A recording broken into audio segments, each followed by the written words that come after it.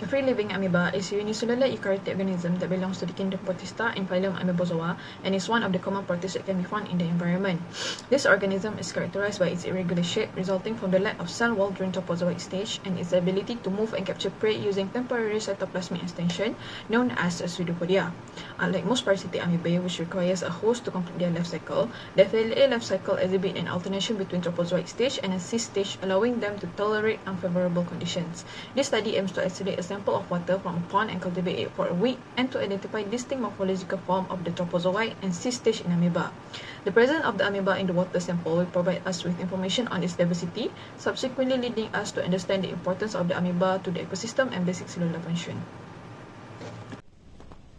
To isolate the amoeba, we use a membrane filtration to concentrate the sample. Then we transfer it into a non-nutrient agar. We use this specific agar to prevent from bacterial overgrowth and providing only a lot of heat-killed E. coli to provide as a food source.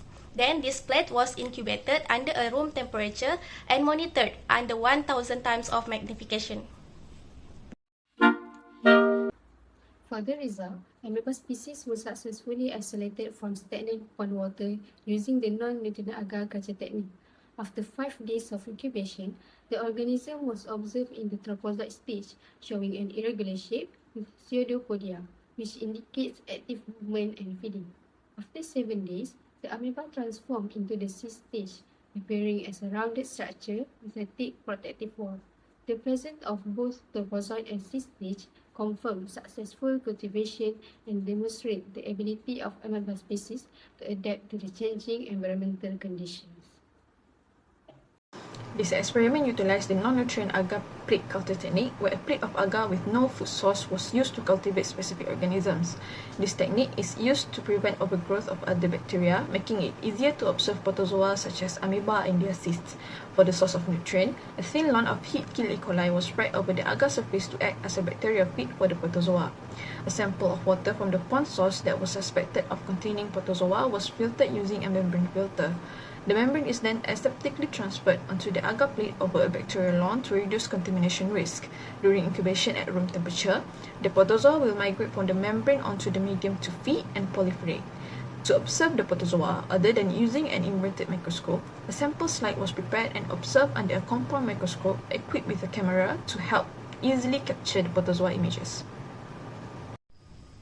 Our observation revealed 2 distinct stages. By day 5, we saw the active trophozoite stages. By noticed the lobopodia used for movement and feeding, and also the contact. By day 7, as nutrients run out, the organism shifts into the cyst stage. It retracted its feet and grew a thick multi-layered wall to reduce the metabolic activity and also survive under environmental stress. This slide explains the formation and contamination of amoeba species in our study. Amoeba species form successfully because of stagnant freshwater ponds that contain high organic matter and bacterial biofilms, which provide suitable conditions for free-living amoeba. During early incubation, heat-killed E. coli acted as a food source, allowing active feeding and maintaining the trophozoite stage. The trophozoites then migrated from the membrane filter onto the non-nutrient agar to feed and grow.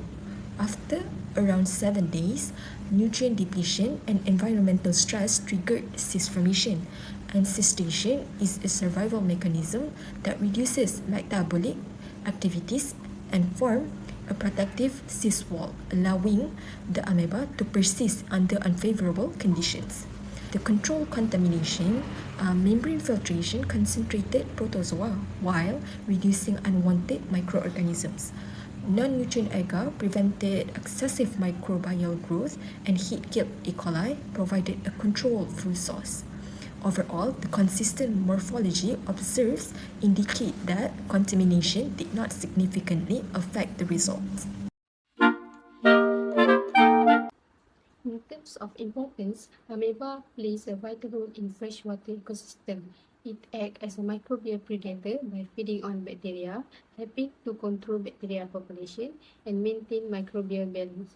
Through this feeding activity, amoeba contribute to nutrient cycle by releasing carbon and nitrogen back into the environment, supporting ecosystem productivity.